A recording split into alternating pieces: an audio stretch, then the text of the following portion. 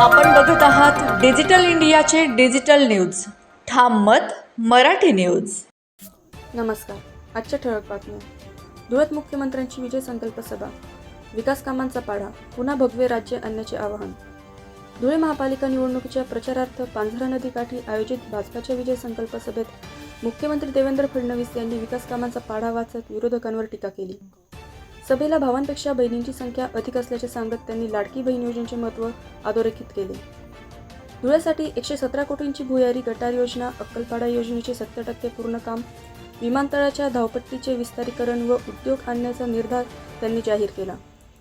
अतिक्रमणधारक गरीब नागरिकांना मालकी हक्क देऊन प्रधानमंत्री आवास योजनेतून घरे बांधून देण्याचा निर्णयही त्यांनी जाहीर केला. जोपर्यंत आपण मुख्यमंत्री आहोत तोपर्यंत लाडकी बहीण योजना बंद होणार नाही. तसेच 1 कोटी भगिनींना लाखपती दिदी करण्याचा संकल्प असल्याचे त्यांनी सांगितले. धुळे शहरात पुन्हा भगवे राज्य आणण्याचे आवाहन करत त्यांनी भाषणाचा समारोप केला.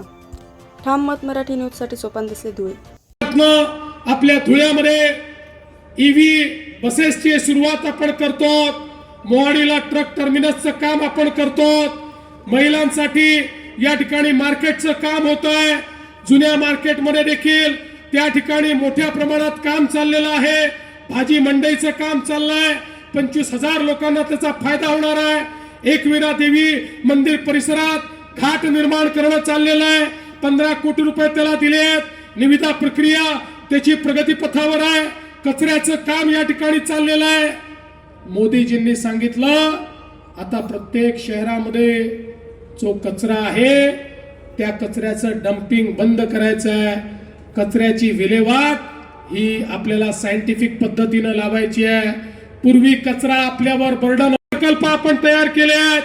आमचे अनुप भैया असे आहेत, एक प्रकल्प घेऊन येतात, तो मंजूर करून घेतात. आम्हाला वाटतं यांचं समाधान झालंय. परत 15 दिवसांनी दुसरा प्रकल्प घेऊन येतात. आम्हाला वाटतं आता हा मंजूर झाला, आता यांचं समाधान होईल. परत महिन्याभराने तिसरा प्रकल्प घेऊन येतात. पण बंधू भगिनींनो, आम्ही त्यांना कधीच त्या ठिकाणी खाली हात पाठवत नाही. आज वेगवेगळ्या प्रकारची कामं या ठिकाणी चालली आहेत. ई बस PM सेवेच्या. महाराष्ट्रातील ताज्या घडामोडींसाठी पाहत रहा ठाम मत मराठी न्यूज. तसेच आमच्या चॅनलला लाईक, शेअर, सबस्क्राईब करायला विसरू नका.